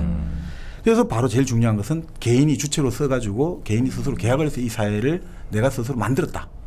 이게 중요하다는 거죠. 인식의 전환이 이루어져야 된다는 거죠. 네네. 근데 이 사람 같은 경우는 근데 결국 이렇게 소유권 이게 다 좋은데 문제가 이게 되다 보니까 물론 당시에 토지가 모두 왕의 소유물이라는 개념이 있기 때문에 이게 아니다 하기 때문에 더 이게 중요하게 도전을 했고 또 인간의 노동이 들어가야 된다 했잖아요. 신이 어차피 다 공평하게 내려줬다. 근데 그러면 당시에 이 문제가 아메리카 선주민들 있죠. 우리가 흔히 인디안이라 부르는 네네네. 그 선주민들의 주가 가서 다 땅을 다 빼앗아 가고 뺏었지. 있잖아요. 근데 그거를 놓고 또 이게 변호를 해주는 거예요. 제국주의의 시각의 변호를. 어떻게? 그 사람들은 아무리 많아도 관리를 제대로 못하면 그것은 자기들 재산이 아니다 이거죠. 농사를 제가 관리를 해야 되는데 그 관리하지 않으면 그건 황무지고 버려진 땅과 똑같다. 쓰레기다 이거죠. 웨이스티드. 그러니까 아무 의미가 없다 이거죠. 그리고 또 인디언들은 흔히 말하는 아메리카 선주민들은 정치 사회를 지금 구성하지 못했다. 걔들은 지금 자연 상태에 있다. 그렇기 때문에 그것은 지금 공유된 게 아니고 말 그대로 그것은 빈 땅이다 이거죠. 그러니까 그건 가서 우리가 가서 일을 하니까 이건 우리 땅이 된다. 이때 로크가 또 이런 제국주의, 식민주의를 뒷받침해 준 거죠. 여기서 또 보면. 그러니까 소유권을 너무 보장하다 보면 또 그런 단점이 생겨버려요. 네네네. 왕의 땅이라는 개념에서 우리가 벗어나기 위해서 했지만 이게 또 제3세계 이제 이런 데 와서 식민주의가 돼버리잖아요. 네. 이게 로크가 또 참 그러니까 이게 빛과 그림자가 동시에 존재하는 것 같아요. 그리고 가장 더 큰 건 아까 말씀드린 대로 화폐가 생겼잖아요, 결국은. 화폐가 있으니까 인간은 욕심을 무한하게 이제 부릴 수 있게 되고 불평등은 더 심각해지게 되고. 그러니까 이거는 아무리 군주가 개인의 재산을 강탈하는 걸 방지한다지만 네. 이 불평등에서 로크가 말을 못해요. 결국 인간이 화폐를 쓰기로 해가지고 화폐를 쓰는데 결국 인간이 동의한 이상 이 불평등은 좀 어쩔 수 없다. 자기 당대는 그 정도는 심각하지 않았다고 봤겠죠. 근데 결국 이렇게 돼버리니까 네. 이 문제가 결국은 또 이 불평등에 대해서 어떻게 할 수 없고 그러니까 로크식으로 말하면 부자 되려면 열심히 일해. 개인의 책임으로 다 돌려가는 거죠. 그런 좀 단점이 있긴 있군요. 네네네. 그러니까 이게 또 이제 가장 큰 또 문제가 아닌가 이런 생각이 듭니다. 그리고 저는 궁금한 게 이런 만약에 새로운 사상이 그러니까 로크가 새로운 사상을 이렇게 펼쳤잖아요. 네. 근데 궁금한 게 이게 민중 가장 아래에 있는 사람으로부터 지지를 받아서 이 사상이 힘을 받게 된 건지 아니면 제1의 권력 왕이라는 제1의 권력이 있고 제2의 권력이 있을 거 아니에요. 네. 그 사람들의 어떤 자신의 어떤 필요성에 의해서 이 사상을 채택해서 이걸 이용해서 자기네들이 힘을 갖기 위해서 이게 당위성을 찾은 건지 약간 그게 좀 그게 지금 발생하신 바로 후자죠. 결국 그 로크가 상징되는 것은 당시 이제 흔히 말하는 나중에 부르주아가 되죠. 시민이 되죠. 시민혁명이라고 하는데 바로 귀족 신분제에서 시민으로 바뀌는 그 과정에서 그 시민계급 신흥 어떤 지배 세력들의 이해를 대변한 사상이 된 거죠. 그러니까 그걸 하기 위해서 우리가 돈도 만들어주고 우리가 이제 정치적으로 힘을 좀 얻고 싶은데 명분이 있어야 되잖아요. 제일 중요한 건 이데올로기가 있어야 되잖아요. 그걸 로크가 또 만들어준 거죠. 물론 이제 그런 것도 있죠. 인간이 보편적으로 우리가 인류 역사가 어쨌든 발전한 측면들이 있잖아요. 발달한 측면. 그 지점에서 우리 인간의 이성이 깨어지는 시기, 계몽이 되고 이런 측면도 하나 있고 또 마찬가지로 모든 정치 사상은 기본적으로 자기를 대변할 세력을 가지고 있어야 돼요. 정치라는 것은 내 혼자 하는 게 아니에요. 국회의원을 하고 대통령이 한다는 것은 누군가 세력의 뒷받침, 상징으로 대표적으로 가는 거거든요. 개인으로 가는 측면보다는 바로 그렇기 때문에 로크로 상징되는 것은 당시 영국뿐 아니라 전 유럽에서 이제 부르자 계급들, 신흥 상공 세력들이 이제 귀족들을 대신해서 우리가 새로운 지배 이 사회를 움직여야 되는데 근데 지금까지 교회라든지 가톨릭 교회라든지 이런 사람들은 딱 귀족들하고 결탁돼 있잖아요. 서로 딱 해가지고 돈만 많으면 뭐해. 돈 아무리 많아도 뭐 부자는 낙타가 바늘 구멍 들어간 만큼 천국 들어가 힘들어 이런 식의 논리를 가지고 돈 많은 사람들을 옥죄고 있었단 말이죠. 그럴 때 이제 흔히 말하는 신교 프로테스탄트가 나와가지고 돈 많이 벌어라. 돈 많이 벌면 이게 하늘로 간다. 그리고 돈 많이 벌고 흔히 말해서 전략을 해라 이거죠. 그래가지고 투자를 해라. 그렇게 해서 그 자본을 형성하고 자본주의 만들어지고 마찬가지로 로크는 바로 그것들에 있어서 정치를 대변했단 말이죠. 그러니까 로크도 당연히 인류 역사의 어떤 보편적인 이념의 어떤 발전도 있지만 마찬가지로 로크는 당시에 신흥 지배 세력들의 이해를 대변하는 그 지점에서 이 사상이 나온 거죠. 네. 그러니까 로크도 결국은 이제 자기 재산 지키기 위해서 자기 자리를 보존하기 위해서 아니 그러니까 그런 지점에서 본래 역사라는 것은 반드시 개인의 그 한계를 통해 가지고 어떤 보편적인 이념이 관철되거든요. 개인의 그러니까 아니 나는 내 이익을 지키기 위해서 한 것이지만 그것이 인류 전체 이익을 지키는 걸로 또 우리가 전화가 된단 말이죠. 그게 재밌는 거죠. 역사 재밌다는 게. 그러니까 어떻게 보면 그 이기심이라는 게 꼭 나쁜 것만은 아니에요. 사회 전체적으로 예를 들면 아주 넓은 사회가 있지 않습니까? 이 넓은 사회에 각 분야별, 각 단체별 뭐 이런 사람들이 다 각기 제 이익만 추구하는 것 같은데 그게 이렇게 다 썸에서 총합을 해보면 그게 또 사회 전체가 앞으로 나가는 방향으로 가기도 하더라고요. 네, 그래서 그 이기심이라는 거에 대해서는 또 우리 스미스가 아담 스미스 아저씨가 또 아주 좋은 얘기를 또 하지 않았습니까? 그렇죠. 그 바로 아담 스미스의 그 보이지 않는 손이라든지 그리고 아담 스미스의 자유방임 정부가 바로 여기에서 기인하고 있다는 거죠. 루소도 나중에 나오고 하지만 로크가 말한 일종의 정부라는 것이 그러니까 최소한의 어떤 한계를 가지고 있고 권력이 제한돼야 된다. 요 지점에서 자유방임이라는 개념이 도출되는 거죠. 정부는 야경 국가만 해야 된다 이거죠. 최소한의 어떤 심판자, 최소한의 어떤 규칙 제정, 그 정도라고 절대 입법권도 무소불위가 되면 안 된다는 거죠. 그래서 항상 말은 생명과 재산을 안전하게 보호해야 된다. 이런 그 본질적인 걸 침해하면 안 된다는 거죠. 그래서 지금 우리의 헌법도 그래 돼 있단 말이죠. 헌법을 아무리 개정하고 뭐 하더라도 딱 나와 있어요. 어떤 헌법을 개정하는 데 있어가도 무슨 비상사태가 돼도 국민의 기본적인 인권, 국민의 기본권의 본질적인 내용은 침해될 수 없다고 딱 돼 있어요. 아무리 지금 막 전쟁이 나고 해도 전쟁 났으니까 야 너희들 지금부터 다 재산 빼앗아 버리고 지금부터 징집해갖고 다 전쟁 놓는다. 그렇게 할 수 없어요. 반드시 그것도 규칙을 따라야 돼요. 비상상황이니까 그렇게 하면 안 돼요. 국민이 그때는 저항할 수 있어야 돼요. 난 당연히 거부할 수 있어야 되고 그게 바로 저항권의 본질적 내용이에요. 그러니까 그런 게 분명히 있어야 되고 또 마찬가지 법치. 누구에게나 일률적 지역이 된다. 통치자는 봐주고 이러면 절대 안 된다는 거죠. 법치. 그리고 아까 과세도 한계되는 거예요. 사적 소유권을 보장하고 지켜주고 바로 그 동의에 의한 세금을 매겨야 된다. 그것도 세금을 막 그냥 국회에서 우리 이제부터 세금 100%씩 매기고 이런 식으로 가서 안 된다는 거죠. 또 마찬가지로 이런 것들을 인민의 허가를 받지 않고 인가를 받지 않고 그 권력을 타인이나 타기관에 양도해서 안 된다. 자, 우리 권력을 미국에 이제부터 바치겠습니다. 일본에 갖다 바치겠습니다. 뭐 북조선에 갖다 바치면 이건 말이 안 된다는 거죠. 이건 누구에게 갖다 바치는 우리가 절대 그건 본질적으로 동의할 수가 없기 때문에 바로 이런 한계를 위반할 때 우리가 저항권을 행사할 수 있고 이 저항권이야말로 흔히 말하는 우리 주권 재민론하죠. 이 저항권이 바로 주권이 저항을 할 수 있는 근거가 뭐냐? 주권이 우리에게 있기 때문에 국민에게 있고 바로 민중에게 있기 때문에 인민에게 있기 때문에 그러니까 이 로크의 저항권에서 주권 재민론의 근대 사상이 다 나가는 거죠 결국. 어떻게 보면 왕의 횡포를 막기 위해서 쓰긴 썼는데 하다 보니 이 시민들의 권리를 꽤 많이 보호하게 된 글이 됐네요. 그렇죠. 네. 그러니까 원래 난 시민들을 정말 시민 생각을 이렇게 막 하려고 했었다기보다는 제가 이렇게 들어보니까 그러니까 왕이 지나친 이 횡포를 좀 막으려고 신흥 부자들 입장에서 좀 막으려고 하다 보니 전체 시민들의 권리가 좀 확보되는. 결국은 왜 그래서 항상 우리가 그런 이야기 하잖아요. 뭐 누군가의 권리를 내가 지켜주면 그게 네. 결국 내가 나를 지키는 것이라는 게 아니 저 사람들하고 내가 무슨 상관이 있어 그런 이야기 하지만 자 누군가를 잡아갈 때 제일 처음 공산주의 잡아갈 때 나는 침묵했다. 그 다음에 뭐 사회민주주의 잡아갈 때 난 또 침묵했다. 그 다음에 누구 잡아갈 때는 침묵했다. 그러자 오늘은 내가 잡혀간다. 결국은 누군가를 지켜주고 하는 것들이 결국 나를 지키는 하나의 길이라는 거죠. 그래서 바로 여기서 볼테르가 했던 유명한 말들이 나오잖아요. 볼테르. 프랑스의 이제 계몽주의, 네. 프랑스 혁명의 루소와 함께 양대 산맥이었죠. 네. 볼테르가 했던 말이 나는 당신의 의견에 반대한다 이거죠. 그렇지만 당신이 나와 반대되는 의견을 말할 권리를 지키기 위해서 나는 당신과 함께 싸우겠다. 나는 네 말할 권리를 지켜주기 위해서 난 싸운다. 그래 나도 말할 수 있으니까. 나중에 말할 수 있으니까. 그렇죠. 바로 그런 권리라는 거죠. 이 로크가 또 그렇게 평생 사랑했던 게 네. 그러니까 뭐 사실은 재산에 대한 욕심이 별로 없었대요. 근데 그 네덜란드 가거나 할 때도 항상 챙겨갔던 게 그 독서대. 그거는 항상 공부 열심히 해서 이론 정립해야 하니까. 네, 그 특히 원목으로 된 네. 온판 독서대를 굉장히 네. 사랑했다라는 얘기가 좀 있습니다. 책을 사랑하시는 여러분, 아마 저희 방송 듣는 분들은 책들을 되게 다 사랑하실 텐데 책을 사랑하는 만큼 독서대를 통해서 책을 읽으시면 네. 훨씬 좋지 않을까. 눈에 요즘 구입하신 분들 그래도 좀 계시는 것 같아요. 보입니까? 예, 예, 예. 왜냐면 워낙 책을 또 사랑하시는 분들이니까 책도 모으시고 이 독서대도 같이 그렇죠. 활용하시는 분들 계세요. 책의 각도가 바뀌면 목의 각도가 바뀝니다. 요즘 눈도 그 덜 필요하고. 거북목 피해가 심하거든요. 네. 거북목 방지, 눈의 피로를 좀 줄이기 위해서도 네. 온판 독서대, 네이버에서 온판 독서대 검색하시면 좋겠습니다. 이제 로크의 여러 가지 사회경영을 바탕해서 네. 정보를 봤는데 좀 한번 요약을 한번 간단히 정리하자면 해보면 네. 그러니까 첫 번째는 사회는 사람들의 계약으로 만들어진 것이고 그러니까 가장 중요한 것은 각 개인이야. 네. 개인인 거죠. 나의 생명과 나의 재산이 가장 중요한 것이다.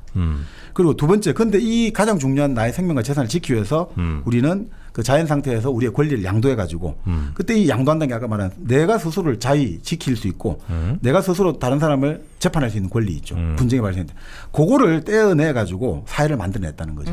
그래서 정치 권력이 만들어진 거죠. 그죠? 네. 그래서 결국 그렇게 해서 만들어진 통치자들 이쪽 거버먼트는 바로 그 개인들의 기본적 권리를 지켜줘야 된다. 그게 결국은 공공선을 실현하는 거죠. 네. 동의를 통해서 사회가 만들어졌고 그리고 공공선을 실현하는 것이 목적이 돼야 됩니다. 자, 그리고 가장 중요한 것은 결국 뭐냐? 시민적 재화, 재산권이란 말이죠. 네. 생명과 자유와 재산. 이것은 왕조차도 침해할 수 없다. 그 누구도 침해할 수 없다. 그렇기 때문에 왕도 재산권에 대한 침해를 막기 위해서 왕도 권한도 제한을 받는다. 한계를 받는다. 그래서 뭘로 한계를 받느냐? 법으로 제한을 받는다. 항상 법을 통해서 왕의 권리나 권한도 제한받는다. 이렇게 되는 거죠. 자, 그렇게 하기 위해서 뭐가 되냐? 왕을 그러면 이제 통치자잖아요. 어떻든. 왕도 국민하고 인민하고 똑같이 다뤄지게 해서 동등하게 법 앞에 평등하게 위해서 제일 중요한 게 입법부다. 입법 권력이 중요하다 이거죠. 법을 만드는 권리가 가장 중요하잖아요. 그죠? 다른 사람을 다스리는 게 법이니까. 네. 그래서 이게 법치주의의 기초가 되는 거죠. 입법이 중요한 게. 그래서 법으로 권력자를 제한해야지 사회가 계약이 잘 유지된다 이거죠. 자, 그래서 아까 그때 말씀드린 게 현대사 최고의 명문장이 최윤원 선생이 왜 돌아가시기 전에 그 이야기를 했을까? 결국은 권력자도 법의 지배에 복종한다는 이 민주주의의 기본 원리가 우리 사회에서 300년 만에 정말 작동이 됐다. 이건 어마어마한 거다. 피를 흘리지 않고 정말 대단한 거 아닌가 이런 생각이 든다는 거죠. 그래서 영국에서도 가장 중요한 것은 누구도 법 위의 것에 의해서는 지배받지 않는다. 이게 바로 영국 법의 정신이라는 거죠. 그 누구도 법 위의 것에 의해서 지배받아서는 안 된다. 왕조차도 나를 지배할 수 없다. 이게 바로 법의 정신이라는 거죠. 법으로만이 우리는 지배를 받을 수 있다. 네, 네. 자, 그래서 이 법이 만들어져야 되잖아요. 그 법이 만들어지고 그 여러 가지 부딪힐 때 결국 그것은 다수의 원칙에 따라 이루어져야 되는 것. 다수의 의지를 가지고 그렇게 가야 되는 거죠. 그래서 영국이 참 그래서 의사규칙이 발전 많이 했어요. 그러니까 이 다수결의 원칙, 그냥 다수결하면 소수가 또 묵살돼 버리잖아요. 네, 네. 그럼 여러 가지 또 우리 보완책들이 과학이라든지, 있어요? 네. 그러니까 그런 것들 할 때 의사규칙이 그래서 영국이 발전하는 거죠. 회의를 진행하는 규칙. 자, 이럴 때는 자. 우리 이제 이럴 때는 할 수 없다. 표결을 붙이자. 아니다. 그럴 때도 연회 해가지고 회의를 연기하자는 또 제안을 하거든요. 그럴 때는 다시 한 번 더 표결을 붙이자는 제안과 회의를 연기하자는 연회 제안이 부딪혔을 때는 회의를 연기하자는 제안이 먼저 우선권을 가져요. 그런 식으로 계속해서 또 이야기하자. 결론 안 낸다. 저놈들은 말이 안 통해. 말이 통하든 안 통하든 계속 해야 되는 게 민주주의 원칙이에요. 아주 비효율적 같은데 그게 바로 그 비효율성을 통해서 가장 나중에 생길 수 있는 갈등과 분쟁을 오히려 가장 효과적으로 제어할 수 있어요. 그렇기 때문에 이제 영국에서 의회 규칙이 많이 발전하는데 이 연회의 원칙이 엄청 중요하거든요. 그래서 우리가 필리버스터를 활용하는 거예요. 네, 그런 것들 바로 그런 규칙 발전하고 그 다음에 법에 중요한 게 바로 이렇게 결정할 때 반대 의사를 표명하지 않으면 동의한 것으로 인정된다. 이게 참 중요해요. 잠깐만 반대 의사를 표명하지 않으면 동의한 것이에요. 침묵은 동의해요. 요즘 그 성적 감수성은 좀 떨어지는 그렇습니다. 젠더 감수성이 좀 떨어지는 얘기네요. 그런데 왜냐하면 우리가 사회를 계약할 때 계약을 했잖아요. 계약을 했다는 건 내 의지를 표명했기 때문에 바로 어떤 사안에서 의지를 표명하지 않으면 그것은 동의한 것으로 간주한다. 이게 의사규칙 원칙이에요. 법은 스스로 자기 자신을 보호하지 않으면 보호해주지 않는다. 이런 느낌하고 비슷한 거죠. 우리나라 뭐 대부분 법에도 이런 네. 적용은 다 되는 것 같은데요. 네, 네. 아 그래요? 예.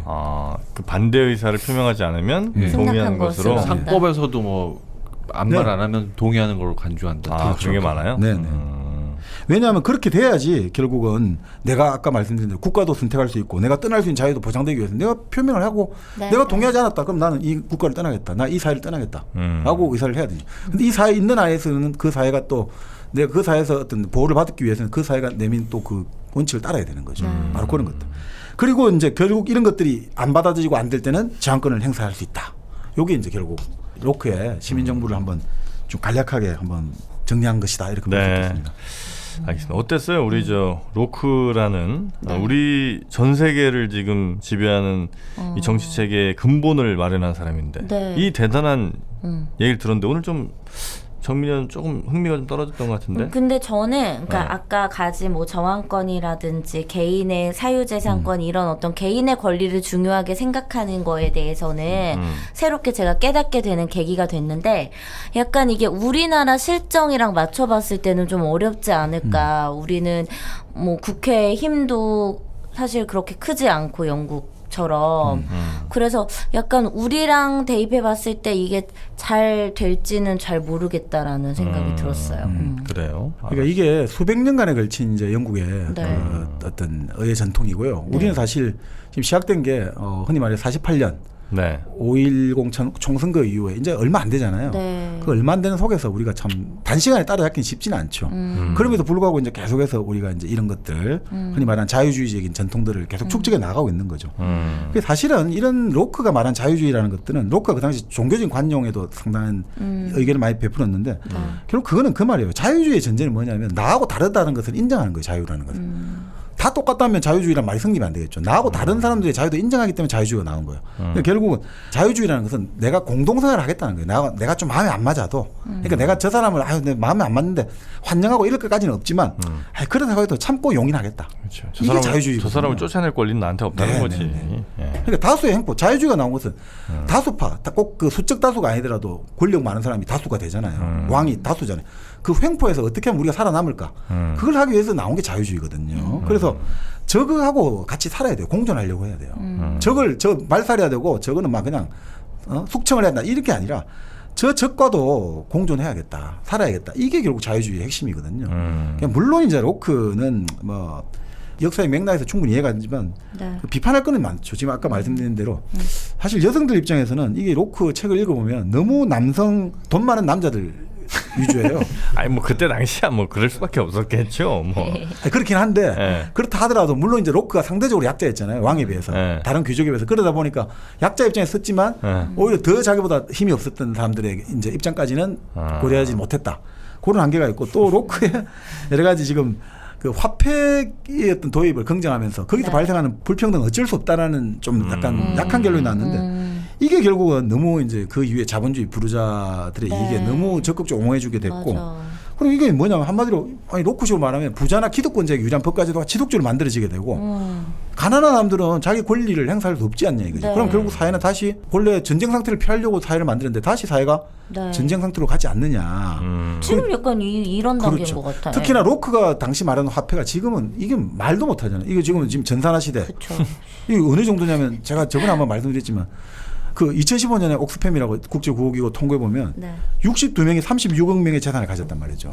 지금 우와. 1인당 5,806만 명의 재산을 갖고 있어요. 조지 소로스 같은 경우는 1991년에 그 당시 영국 정부하고 이제 흔히 말하는 환투기 할 때 그 네. 당시 조지 소로스가 1년간 번 돈이 방글라데시 1억 명 GDP를 능가했어요. 한 명이 번 돈이. 우와. 그 정도였어요. 그러니까 이런 상태다 이거죠. 지금 그리고 5년간 최근 5년간 62명의 분은 5,420억 달러가 늘어났는데 그 말 그대로 3,200명의 재산은 1조 달러 줄어들어요. 아니 뭐 조금 늘어나도 상대적으로 이건 뭐 도저히 안 돼요. 자 이렇게 될 때 이거는 결국 뭐냐 재산의 보호를 위해서 공동체를 사회를 만들었는데 네. 이 재산의 보호라는 목적이 깨지지 않느냐. 그렇죠. 이 양극화가 되고 지금 우리도 사실은 여기서 안전하지 못하거든요. 지금 우리가 10대 기업 집단 자산 총액이 어떤 통계를 보니까 GDP 100% 넘더라고요. 우리 한 해 GDP를 넘어버려요. 자산 총액이. 그리고 매출액 규모만 80% 넘어요. 10대 기업 집단의 매출액이. 그러니까 진짜 이거는 이제 말 그대로 로크가 말한 대로 이 사회 상태를 유지하기 위해서 바로 의회가 풀어야 된단 말이에요. 정치 권력이 풀어야 되는 문제예요. 입법권과 집행권, 사법권이 이 단순한 입법부의 문제가 아니라 네. 3권이 이제는 견제와 균형을 통해 가지고 이 문제를 풀 때가 됐다 이거죠. 이게 로크가 생각한 듯이 사람이 그렇게 이성적이지 않아요. 타인의 몫을 생각하고 배려를 하고 특자를 정도만 나는 내 먹을 것만 찾고 이런 사람들이 아니고 무지한 욕망을 가지고 있어요. 그러니까 이 그럼요. 문제, 네. 이 문제를 해결하지 않으면 이 로크가 꿈꿨던 사회는 아주 다시 또 그 위험한 전쟁 상태로 치달을 수 있다. 이런 생각이 듭니다. 자, 300 몇십 년 전쯤 분위기군요. 네, 이분이. 1705년에 죽었죠. 1705년. 한 300 몇십 년 전 살았던 존 로크에 의해서 세상은 많이 바뀌었습니다. 존 로크가 꿈꿨던 세상인지는 모르겠습니다만 여튼 사회 그러니까 이 지구 전체가 거의 바뀐 거죠. 네. 저희 지구 전체가 바뀌었던 어마어마한 일을 한 어마어마한 책. 존 로크의 정부론, 네. 통치론, 정부론, 통치론, 시민정부 네. 그런 이름으로 번역됐던 이 책. 저 일당백에서 한번 다뤄봤는데 네. 쉽지는 않네요. 쉬웠어요? 어려웠죠, 당연히. 어려웠죠. 영국의 역사부터 시작해서. 예. 근데 저는 의미 있는 여러 가지 있었어요. 순간들이 있었어요. 국회의원에 대한 이야기도 되게 저는 와닿았어요. 왜냐면은 지금 너무 막 사람들이 하는 그거에 휩쓸려서 저도 막 같이 국회의원들 욕하고 이랬었는데 이걸 뭐 알아야지 제대로 비판도 할 수 있고 그들의 역할이 필요한 부분도 분명히 있으니까. 욕만 할 건 또 아니다. 네네네. 자, 우리 마도님이 오늘 유독 더 쓸쓸해 보입니다. 왜? 오늘 굉장히 좀 힘이 많이 빠지신 것 같아서 네. 오늘 전체적으로 우리 마도님과 정민현님이 아마 유행성 장염에 같이 시달리신 게 아닌가 하는 의심도 좀 해보게 되는데요. 유행성 장염이 유행하고 있습니다, 여러분. 다시 한번 오늘의 유행어. 유행성 장염이 유행하고 있다. 저희는 다음 시간에 더 재밌는 책으로 여러분 찾아뵙도록 하겠습니다. 함께해 주신 여러분 고맙습니다. 고맙습니다.